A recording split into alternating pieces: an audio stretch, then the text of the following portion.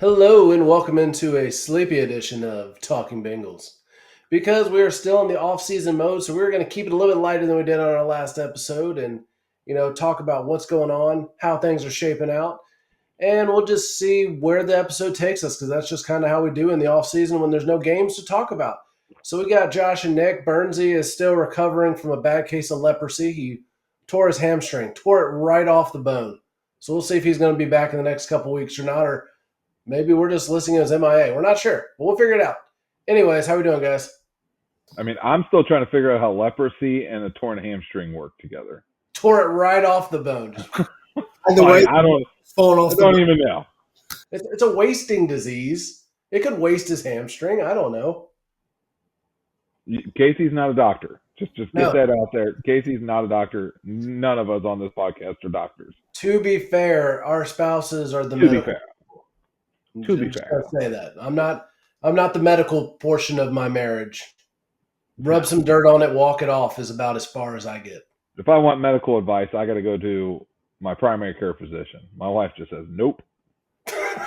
Not touching that one. All right, so big things in the news right now. Trey Hendrickson and the Bengals may be talking again. They're Thoughts? Rumors. I hope they are. I mean, quite honestly, I just hope they get this deal done and over with so everybody can just shut up about it. But to be quite honest, man, I mean, he makes a good point that he shouldn't be getting paid $21 million a year with everybody else who's not performing as well as he is making more than him.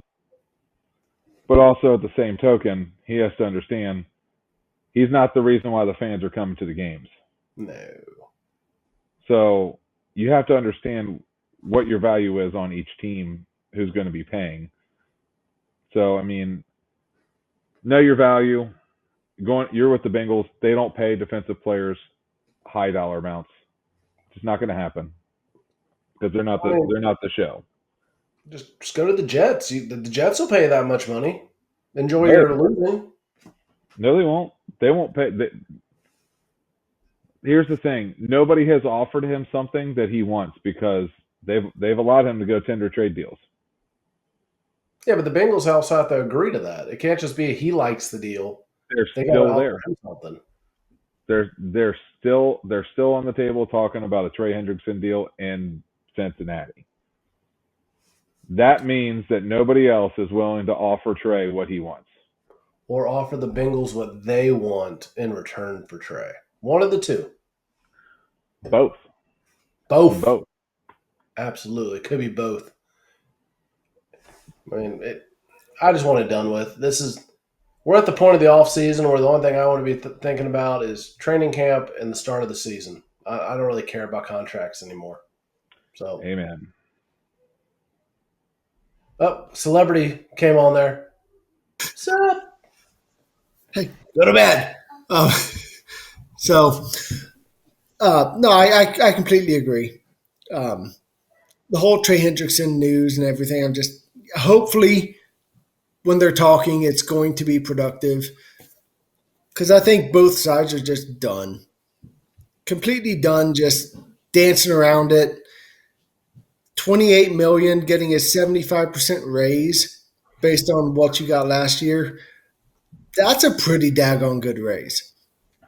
Any of us would love to get a 75% raise. And Absolutely. especially when you're great at one thing. You got one thing that you're great at. You do it on one position on the field. You're not a Myles Garrett. You don't move all over the field. You're not going to get $40 million a year. $28 million for literally just rushing the passer. And I think that was supposed to be a 4-year deal. I would have taken that in a freaking heartbeat. You also got to know your value. Yeah. You know what your value wants to be and what it actually is are two different things. Well, I mean, you guys remember the movie Mr. Deeds, obviously. Adam Sandler, it's a classic. When the quarterback barges in, they're like, you better pay me more money. And then he gets the logic. So if you play really bad, can we take money from you?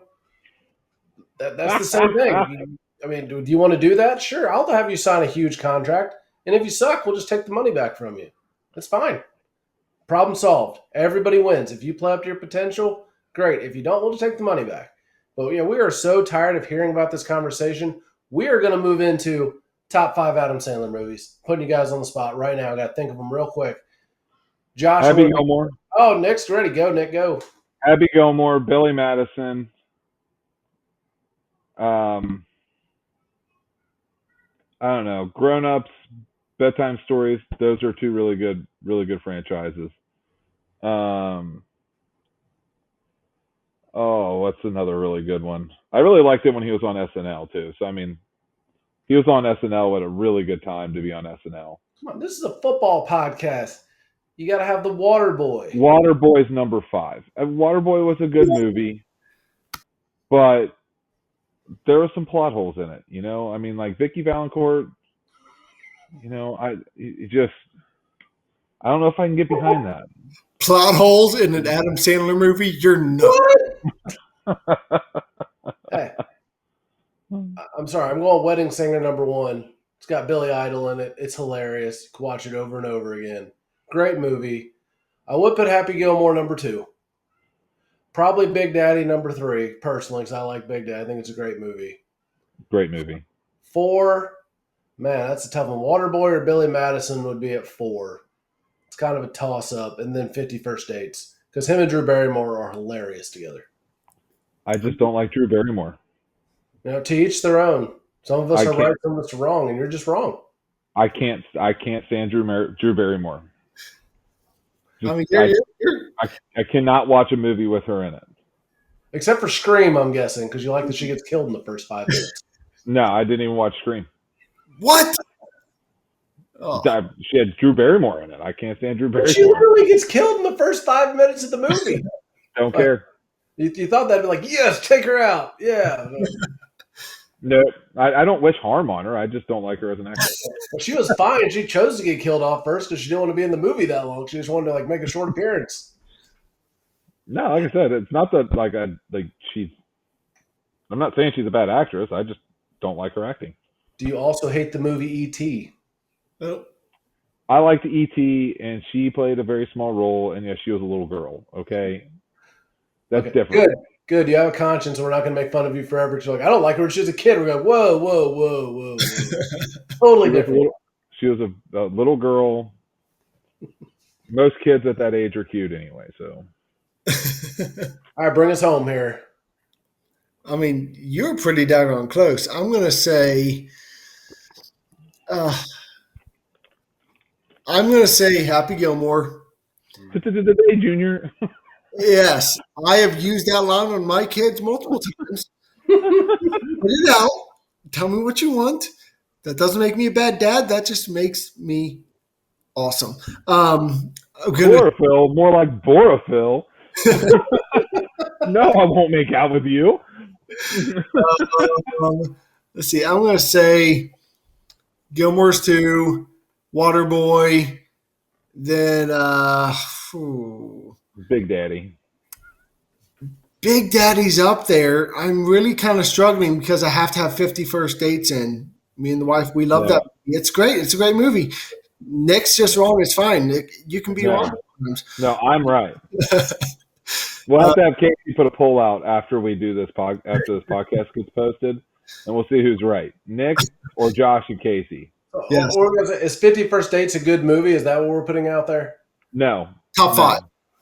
No. You just go top 5. Or we're going to say Drew Barrymore's a bad actress. Is that the question? Is Drew Barrymore a good actress? Yes or no? Oh, that's going to be an overwhelming yes. Overwhelming no. All right, it's on. It is on. You want to put some skin in the game? Oh, Josh got so angry he left the pod. See, that's how wrong he was that the podcast just booted him. The Drew Barrymore slander coming out here. Hey, he was so wrong that the podcast booted him without us even having to touch a button. Okay, so if we win the poll, next episode you have to hold up a sign for the first 10 minutes of the show saying, I love Drew Barrymore's acting. And if No. if you don't win, if you win the poll, then I'll hold up a sign saying Drew Barrymore's a terrible actress for the first 10 minutes of the show. I shall not lie. Hello? I shall not lie, Casey. Oh, I shall all not I hear lie. is cowardice. You missed it. No. Nick I will just hold up a refuse. sign if he I just loses. refuse to lie. I completely lost it. I just, for whatever reason, I got kicked out. Well, No, you were just so wrong. The podcast booted you on purpose. I don't know. You're a little afraid to hold up a sign because you think you're going to lose. No, I just refuse to lie. First Dates. It's up there, top 5. Yeah, it's a great movie. Great movie. Really funny. But I'm also I'm torn on Little Nicky. Ooh, that's I pretty do good. love Little Nicky, and Big Daddy. I love both of them. Great movies. I gotta go, Big Daddy. Big Daddy is just. Let's just be honest. One of, if not the best movies that Adam Sandler put in. Like both happy, sad. It's very like all over the place, but just all around good movie. Got some drama. You know, and the kid wipes his own ass. I mean, come on. I was gonna say it, but you took it. That's the one that we're allowed. We're not allowed to say it again. Hip Hop Anonymous. Dang it, give him all the easy ones. Hip Hop Anonymous. So back to Bengals news. Joe Burrow is Steve. in practice mode right now, making the secondary look like trash. Which is, we're hoping that they don't look like trash against quarterbacks not named Joe Burrow. But hey, here we are. Joe Burrow can still be Joe Burrow. And apparently Logan Wilson had a celebrity softball game going on. T. Higgins can play ball. Jamar Chase, not so much. He can run though.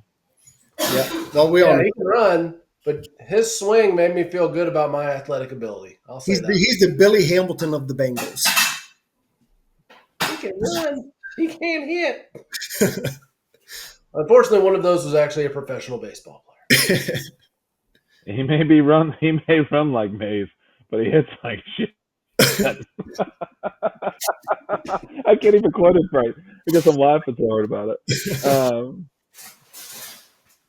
don't know. I said T Anyways. looks like a beast, though. Maybe if the Reds weren't playing well right now, I'd say maybe they should give T a call, see what he can do. Yeah, two-sport athlete. I mean, heck, he might be like, I don't know, the next Bo. Who knows?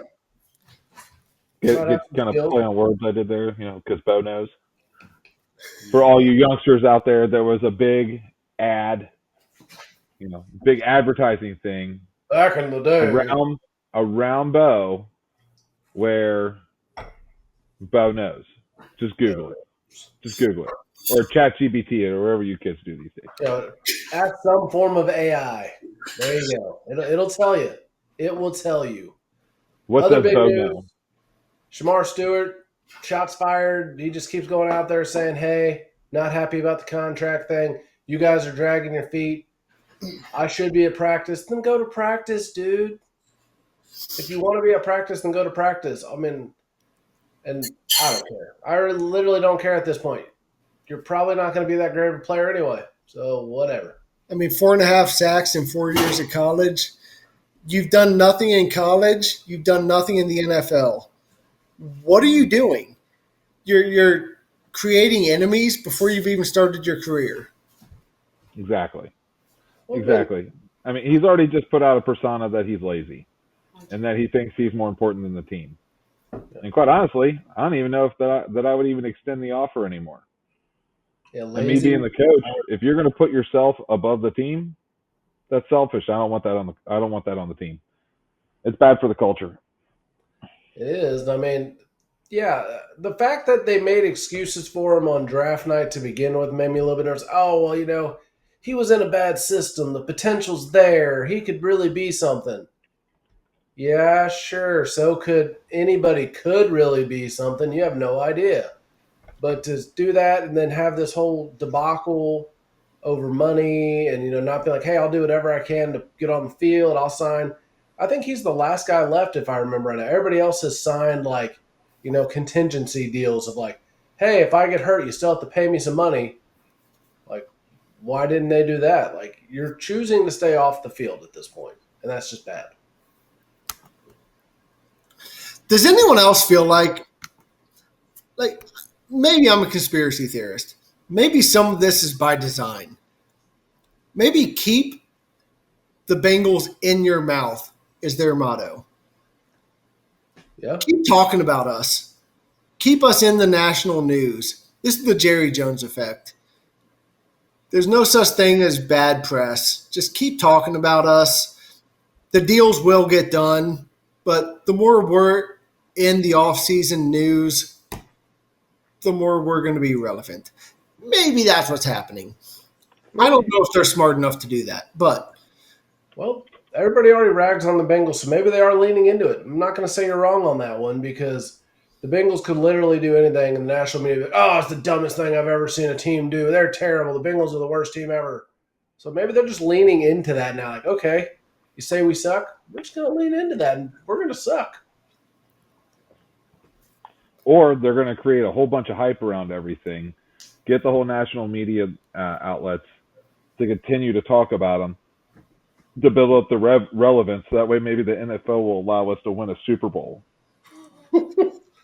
Or at least get some home primetime games. That would be nice. Well, let's just say this, okay? We're going to go a little off-season banter here. Ooh. Let's look at the last time the Bengals were relevant in the national media. They went to the Super Bowl. no, it was the year after because, I'm not talking about Joe Burrow era.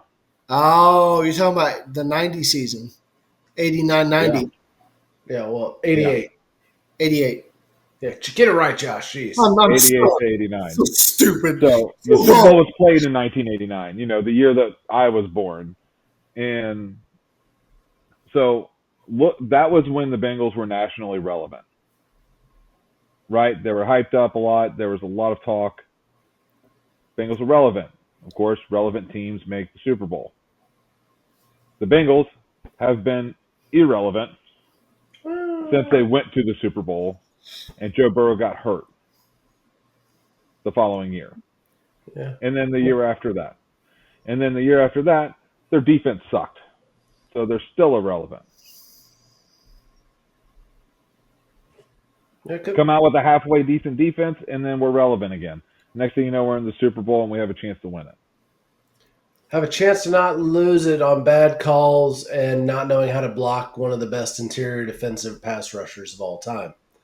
I mean, we could, in theory, I don't know, possibly play to win the whole season instead of playing not to lose. That's a good idea. I like. Why aren't you in the front office? How about we play to win the games, and then when we're winning, play to destroy the other teams? Put the fear of God in the rest of the league. Not to beat the crap out of the Bills. The only team that is in the playoffs constantly that they actually want to beat the crap out of is the Bills. Yeah. Why is that the only one? I don't know. They just like to beat the Bills in the playoffs. Can we just make Patrick Mahomes irrelevant now, please? That'd be great. I think he'll do that himself. He got exposed in the Super Bowl when you have the NFL's other prima donna, Jalen Hurts, who is quite honestly one of the best athletes. Yeah, not the best quarterback. He's one of the most athletic quarterbacks I've ever seen. I'll just be honest. All right, the guy can actually be a running back and a quarterback at the same time. You haven't seen that since Mike Vick. He's an average quarterback with a great defense, elite weapons, and a great offensive line. Yeah, a great offensive. So everything else is great. He has the Andy Dalton 2015 effect, where you're like, man, Andy Dalton looks like an MVP caliber quarterback behind a great line, really good defense, great weapons. Yeah, if you arm an average quarterback, but if you take Jalen Hurts, I'm not trying to take it away from him because he worked really hard to get where he is, but you put him in Tampa Bay, you put him in insert average team, is he going to be anywhere as good as he is right now?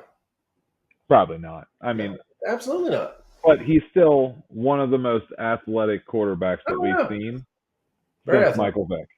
And let's just quite frankly, the Eagles had a good defense. And the Eagles are the other premier team that the NFL tries to push. And when the NFL gets out of the way and tells the officials to stop, stop calling all these calls for Patrick Mahomes, look what happens. They get destroyed. Mm-hmm. Absolutely. Like, utterly destroyed. Like, the third quarter, they could have put their 4 stringers in, and it wouldn't have made a difference. Well, they also got beat down by the Buccaneers with elderly Tom Brady. Yeah. And that was with Tyreek Hill and Travis Kelce in his prime. Travis Kelce was washed up last year. And yet he still comes back. I can't wait to see it because it is going to put a stain on the career. It's going to look bad. Travis Kelce looked horrible last year, and I think this year we're going to see exactly who Patrick Mahomes is without Travis Kelce. Because we've seen it. It's not pretty. He's not great without his fallback. Yeah, I mean, it'll really see. We'll really see how well he is. And maybe we'll all get lucky and their division won't be a hot bag of crap like it's been for his entire career. And somebody else can help challenge him inside the division, playing him twice a year. I mean, because the AFC North, you get beat up on. Even when Cleveland's bad, they have a great defense. So you're getting beat up on by, really good defense, even if you win the games. And then his division is the Sisters of the Blind, and the next best quarterback from, record-wise and performance-wise is freaking Bo Nix, which is a joke. If anybody says Justin Herbert, no. Justin Herbert has done absolute nothing with his career. Nothing. I'm so tired of hearing how great Justin Herbert is. He is Phillip Rivers. He always sounds great, but what has he done? Nothing. He beat the Bengals. He's a great quarterback if he's done nothing. But, okay, he beats the Bengals. Well, congratulations. Does he go in the playoffs very far? Anyways, we're now just sad talking. We're going to get back into happier subjects here. That's basically what's going on with the Bengals. You are all caught up. You don't need to watch any news, read any outlets. We got you right where you need to be. And we're going to go into a couple fun off-season topics because we got told our last episode was too depressing. So, Nick, what do you want to bring up? I want to bring up youth sports. Youth sports. Dark already. Nope. So at what age do you guys believe that you should be doing tryouts for competitive sports? What age or grade should you be going into for that? Josh, you go first. I would say your coordination really starts to come in somewhere around 6th grade. I would say 6th grade. Because, I've got my oldest, she's going into 2nd grade. She would be nowhere near ready to start any sort of competitive sports. I think 6th grade, going into middle school, you're a little bit older, a little bit bigger, muscles start to develop more. I feel like that is where you should start. Casey, Yeah. what do you think? I think Josh hit around the head because that's when you have school sports. You have to start trying out anyways, 6th grade. To me, you've grown from being an elementary school kid into a middle school kid, and you got to try out for your basketball, volleyball, whatever other sports your school has. So you're already trying out for something anyway. You could start having tryouts for competitive leagues at that point. Hear me out and let me explain myself. I think that 4th grade should start tryouts. Not necessarily pure athleticism tryouts. More of who can be coachable, who has good attitude, and who wants to be there. Who's willing to not only be at practices and show up to games with effort and attitude, but also give that same effort and have a good attitude about doing things on their own. So, devil's advocate to that, I don't think you're wrong, but how would you know that in a tryout? Like a 2 or 3 session tryout? Because each kid that you go to, you give them coaching tips. Mm-hmm. Do they take what you're coaching to and implement it? Or do they just say okay and then do the exact same thing they just messed up with? Going to continue on the devil's advocate route here because that's who I am. I'm going to I can't challenge that. know. But Because my 5-year-old, my 7-year-old, and my 9-year-old can all take coaching and then implement what they were coached to. but that is an unfair sample size. And you've had direct input on all of them, how they develop, what they listen to, how they interact. When you get a group of kids, you could have the kid with the most potential. They're very shy. They have a bad home life. They've not been taught to listen, and it's going to take some seasoning. 2 to 3 session trial, even if you're like, hey, kid, choke up on your bat. Or, get your hand set the right way. Take your arm all the way back when you throw. The fact that they don't implement it may have zero to do with their coachability. They could be scared. They could have an over aggressive dad in the stands over there, like, if you throw the ball like this, like I taught you to throw it, and crap like that. Like that could happen. So I don't think your idea is bad. I think there needs to be more emphasis on we don't want you back next season. Instead of a tryout, just we don't think that you're right for this team. You're not fitting on the culture. You don't put in the effort that we're looking for. And we think you're better suited to play for somebody else. I think that'd be a better route, in my opinion. That's just my opinion.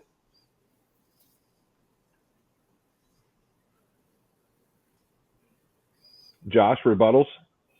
No, I mean, I completely agree. I mean, I'm just looking at my kids. They're super competitive when it comes to each other and myself and my wife. But other kids, they have no sort of competitive nature. They're too timid. They don't have that in their psyche right now to say, I want to win. And I don't feel like, I mean, like I said, they're my oldest is going into second grade, so she's still pretty young. And the youngest, she doesn't have that built in yet. And myself and my wife, as Casey can attest to, we are super competitive. Um, it's just a matter of, I think it takes a little bit more for other kids to develop that inside themselves to want to actually compete at any sort of real level that matters. Most So sports are just, you just play and just learn the game, and then they have to I how to be competitive. I agree to that. To that, a lot of times the kids don't get the competitive nature until they get into like middle school, high school. But you can still find inside of like workouts, kids that want to learn, that are willing to go do things on their own, kids that are willing to step up and be leaders, without being asked. You have kids that you can certainly tell that it's not just skill, that they're willing to go do the extra work and do the extra mile, right? Not just the kids who show up on, say Wednesday night for practice and then show up Saturday for a game. Yeah. I mean, I would And also then argue. Go ahead. I'll let you finish. so there's two types of kids and going into like fourth, fifth grade. You have the kids that want to play and have fun.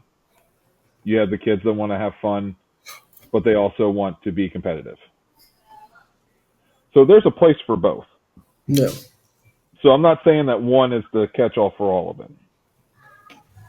But, especially coming up into middle school, starting to prepare to have a more competitive nature, to try to help coach to that, to try to bring kids into a more competitive nature and try to teach them that you're not just winning, you're not just winning a game like in baseball. You're trying to win the pitch, win the at bat, win that ground ball.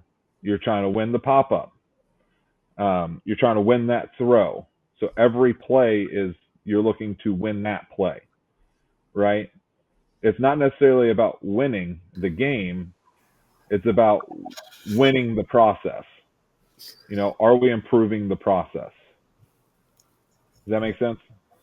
Yeah, but I mean, I don't agree with the. You're going to figure out who a person, especially a kid, is when you're a strange adult within a couple of tryouts. I'm not saying you're wrong. You know, that's good lessons to teach them that, you know, it's about doing the little things right and improving how you play, whether you win, lose, or whatever. It's about how you improve your individual aspects of the game and how you work as a team. But I just don't see how you're going to tell how good a kid is within a couple of tryouts at that age, especially at that age, because they're so. Some of them still haven't played before. Doesn't mean they're not going to be good. Mm-hmm. Some of them may look like garbage in all three tryouts, but by the end of the season, they're one of your best players. It's just hard to tell. And I mean, there's a couple of people I've coached that if I would have done tryouts, they'd have been cut, but they end up being critical pieces of teams. And really, that all comes down to the parents too, because the parents have to work with their kids, especially when they're super young at home. If the parents don't do that, just like when we did basketball with our oldest, she never wanted to touch the ball. Never. She was afraid to shoot it. But we worked with her. We taught her just as a 4 year old, 5 year old, how to box out just a little bit and how to shoot the ball. We taught her how to actually put some muscle behind the ball to shoot it up into her goal. It just, not everybody does that. And that's, I think, the biggest thing that really comes down to is the home. We have to help guide them when they're super young, especially in elementary school. If they're interested in trying to play a sport, we have to do everything we can to help teach them the basic fundamentals because coaches can only do so much. They can't make them learn when they're not at practice. And the parents, myself, my wife, yours, and your wives, it's just that's really what it comes down to is you got to teach the fundamentals and the mechanics of what the coach wants you to do. Yep. All right. So next topic, Casey. I think you're up on that one. Well, I want to just say before we get off that topic, everyone had good points. I liked it. There is no right answer or wrong answer there. It's just expanding our philosophies and ways of thinking. So, hats off, gentlemen. That was a good one. Hey, Give us that was credit. a good debate, by the way. It was a good. It was nice. There was no finger pointing or no weird things there. Anyway, my off-season topic. This one, there will be finger pointing and derogatory terms thrown at each other. Because what is the best way to make a s'more? Nick is a classic person. I can already tell you that right now. He's going to stick to it. If it's not Hershey's chocolate, marshmallow, and graham cracker, traditional graham cracker, it's not a s'more. I disagree. Josh, since we don't know where you stand yet, you tell us where you are. So I like the three big ones. I like the regular Hershey's milk chocolate. Of course, the everything else, whatever, just basic stuff. I like the uh, Reese cup. Honest, Reese cup is very good one. Oh, that's Mhm. Oh, heck yeah. but my favorite, cookies and cream, Ooh, that's a good one, too. is absolutely my favorite way to do it. Cookies and cream with you got it. It has to melt a little bit, and I like to toast, not toast. I like to burn my marshmallow. It's got to be Are burned. we even in America right now? Yes. Are you sure? Oh yeah. Have you Yeah, never oh, watched yeah, The we are. Sandlot? You gotta roast the mallow. You put the chocolate on the graham. You put the mallow on the chocolate. You get the other part of the graham to scoop the burnt marshmallow off, Well, yeah. and then you smush it together, and then you eat it. Well, yeah. Everything's the same except I'm using No, cookies and cream, and no, that's not a s'more. Are you going to sit It is here and not a s'more. Are you It going is to not sit a here and s'more. tell me that a boring ass Hershey's chocolate bar you said it is going twice. to taste better? Second time. Is going to taste better than a Reese cup marshmallow and graham cracker. There's no It's not way. a s'more. It is a s'more. No, it's I not. want some more of that. Totally, It's exactly. not a s'more. No, it's not a s'more. So sorry, everybody. Nick is trapped in 1955. It's And not a s'more. He's yelling at us to get You can off this call it whatever ball. you want, but it's not a s'more. All right, I'm gonna Google it. All right, we got to get Ham on this podcast Bring it so he on. can explain to you two what a s'more is. If it's not a s'more, then you call whatever you want, but it's not a s'more. It's more. No, it's not. Yeah. Oh, it's delicious. No. So I also went a little step further. I bought Kit Kats. Ooh, Kit Kats. Again, Kat. I'm not saying that it's not going to taste good. I'm just saying that it's not a s'more. Okay? I'm saying it's not going to be good. I'm just saying it's wrong. Right?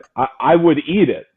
There's not Nick a whole lot of things I out wouldn't eat. These cups as his kids looking like, don't look at that, it's not a s'more. Don't look at it. I would eat it. There's not a whole lot of things that involve chocolate that I wouldn't eat. Oh, it is a Reese's s'more. It says s'more when you look it up. It's not a in s'more. the name. If you say s'more, it is graham cracker, Hershey bar, milk chocolate, marshmallow, another graham cracker. That is a s'more. Oh, Hershey even has the recipe for a s'more with a Reese's cup on their website. You are wrong, my friend. Reese's is made by Hershey's. I'm just telling you, you're wrong. They're the ones who make the It's chocolate. not a s'more. You have to explain that it is a Reese's s'more. But So it's not a s'more. S'more A is in s'more. No. Just say I'm buying more stuff. I buy Just Reese's because man's in the name doesn't mean a woman's a man. cookies and cream. I buy all. Partially, mankind. There you go. Just because you're partially a woman doesn't mean you're a woman. I mean, the Bible says we're all men, all mankind.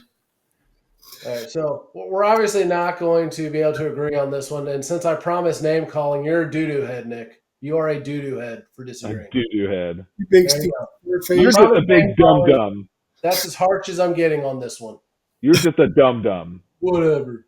You cotton-headed mini muggins. All right, Josh, your turn. Well, golly gee, Wally. Oh shoot, I wasn't really quite ready for On the spot. the off-season banter topic. I'm kind of going to stick with. I don't know if we've covered it or not, but we started talking earlier about the whole Drew Barrymore thing. Scream got brought up. What is your favorite slasher film franchise? Hmm. None. None? We don't really do horror movies on this side. I would say Halloween just because I've probably seen more Halloweens than any other slasher. Halloween the classics, plus you've got 3 different franchises. You've got the original, you've got Rob Zombie, and you've got the 3 new ones. So you've got all the bases covered. I think I've only seen the originals, and like H2O is probably the only other one I saw. H2O. That's good. Yeah, so I like the theme song from Halloween too. It's Yeah. catchy. Scooby-Doo. Scooby-Doo. Hey, you can't beat that. The live action or the comic? Not a comic. The only slasher movie that was Scooby-Doo was the one where they went to the island. The Monster Island. Yeah, they technically it was a slasher movie. Ex facto. The one with Freddie in it. Freddie Prinze Jr. Oh yeah.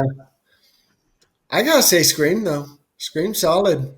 Every single one of them I liked, even the ones that sucked. I still like You guys have a connection there. You have Matthew Lillard. There you go. Lillard. Yeah. I got a good topic. What is your favorite comedian of all time? Ooh. Favorite comedian of all time? Yeah. Chris Farley. 100%. I've loved it. No. And he's gone. Nick, you go first. I got to think. So my favorite comedian of all time. I have to say it has been Rodney Dangerfield and John Candy for a very, very, very long time for me. Now, if we're talking more volatile comedy, Joe Coy, is absolutely hilarious. Yeah, that's His funny. his New York stand up had me crying laughing. I haven't laughed that hard in a very long time. Talking about childbirth and telling kids about childbirth had me absolutely outside my mind dying. Um, but my favorite clean comedy, Jeff Allen is just crushing it. Yeah, he's funny. I love how he is just clean and he's just naturally funny. He has great timing.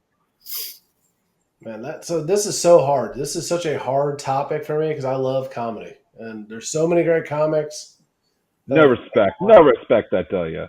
I mean, he was great. I mean, he's not in my top 10, but he was great, very funny. Iconic. I mean, I would have to say it's going to be all over the place, as is most of my taste of things. So Billingville is one of my absolute favorites. He's hilarious. Seeing him live, it was great. Dave Chappelle, comedic genius. His stand-up's awesome. His show is still quoted at my house probably at least weekly. So love Chappelle, hilarious, great guy, and he calls it like he sees it. And then Rodney Carrington in his prime, I'm not sure if he's still quite as good as he used to be after the divorce and he gained like 100 pounds. But maybe he's back to skinny. I don't know. He's coming to tour here pretty soon. Maybe I'll go see him. But he was hysterical. I love mixing the music into the show. Having Carrington. funny songs right in the middle of his hysterical. And Jim Gaffigan's another funny one, and so is Brian Regan. Like, there's just so many hilarious Dude, comics. Larry the Cable Guy is by far one of my favorite all around comedians. Larry the Cable Guy is just so funny. The way that he's able to put his comedy together and play it into the whole show, like with the Blue Collar Comedy Tour, that was fantastic. And like the way they played off each other, my favorite comedy group was definitely the Blue Collar Comedy Tour. Oh, Bill Engvall, Larry the Cable Guy, Jeff Foxworthy, and Ron White. That's still the best comedy performance I think's ever put on, Yeah, that was funny. and it was clean. Mostly. Ron For the White's most part, it was pretty darn Ron clean. White's funny. I mean, they even had the tampon 200 there. Okay. Oh, but see, Ron White. If as long as your kids aren't around and your wife's not going to look at you funny for what he says, Ron White's really funny, but he is not family Clean at all. appropriate in any way, shape, or form. But if you want to have some dude laughs, Ron White. So I kind of got cut off there because for whatever reason I keep getting kicked out. Nick keeps kicking you out. He doesn't like you. Yeah, I don't even have the permissions to do this. I don't I know am how not to the do tech guy at all. But my favorite comedian of all time, and God rest his soul, Chris Farley. Yep. Absolutely hilarious. Movies, everything on Saturday Night Live was the freaking best. Down by the river. That in Lunch Lady Land. Yeah. Oh, that was the best. Dude, Adam Sandler's like top 10 for me. Yeah. Like, sloppy Joes. Oh, Price is wrong, Bobby. that was great. I love that. So many records. You know a guy who's really funny in our generation who disappeared but's now making a comeback apparently is Dane Cook. I was going to say Dane Cook. I loved him. He was hilarious. Oh, it was great. The BK Lounge. The BK Lounge. He was a bouncer at the BK Lounge. Sweet and sour sauce. Get her some sauce, guys. Get her some sauce. Say it into your seatbelt like. Face. I do that. I pull up. All the time. I pull up, punching the bee right in the face. Yeah, I still do the MFC. MFC, is that you, sir? Or the, why would you stop at a red light and let me hit you doing 80? Why would you stop at a red light? Every time you drive around Florence, that's what you got to think about. These people are literally going to hit me going 80 when I'm stopped at a red light. Oh, yeah. So real. I'm backing up, guys. I am backing up. You talk about a guy who could sell out like an entire NFL stadium and just put on a show, Dane Cook. Like, I mean, the Step Brothers. Yeah, Dane Cook, 20 minutes. Oh gosh. And then he just disappeared. But apparently now he's back. I don't know. I might buy tickets if it's not too expensive because he was hysterical. And I don't know in high school if anybody could make me laugh harder than Dan Cook. And I could just listen to his stand up, like the entire album, and just be dying laughing again and again and again. And Casey is not lying about this. He literally did this. Oh yeah, no, I did too. You were there laughing. You were there laughing too. So yes, yes. Many nights by fire. So funny. Dying laughing, and neighbors going, "What is going on?" It's so funny. Well, hell, I worked at the BK Lounge. It was great. Well, see, we need to. I guess we should all go back and listen to his stuff now and see if we're still laughing. If we're like, oh, we were just dumb teenagers. Oh yeah. No, I still laugh. I've listened to his stuff. We were dumb teenagers. We'll still be dumb adults. True. That's very true. Some things don't change. Our choices in comics pretty much don't change. Yeah. Yeah. Larry the Cable Guy is still hilarious. Yeah. Yeah. Bill Engvall's still hilarious. On that note, you guys got anything else? You're ready for closing thoughts? Boom. Let's let Josh give his closing thoughts first before he gets booted again. I won't last. I'm going to get kicked out and I'll be in. Hey, bye, guys. That's what she said. And he's gone. Hey, it's been a fun week for the Bengals. A couple things have happened. Nothing's really advanced. Yay. Off-season banter, always fun. That's what the wife loves the most. So let's just do that, milk it as much as we can. Hopefully this season we can actually get some good freaking stuff to talk about instead of week 1 losing against the freaking Browns. Let's just beat them up. Just beat them down. Make a freaking message. See ya. Bye. Someone else go. Beat them up and then beat them down. That's all Nick's got. Okay. No, my closing thoughts. Get Trey signed. Shamar Stewart, get your head out of your butt and go practice.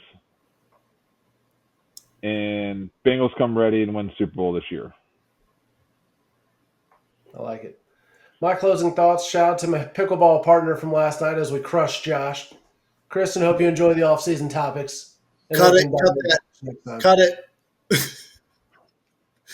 Whatever. There we go. That's all I basically got because you guys covered the little bit of things that are going on. Have a wonderful week, everybody, and see you next time. Hooday. Peace. Hooday. Hooday.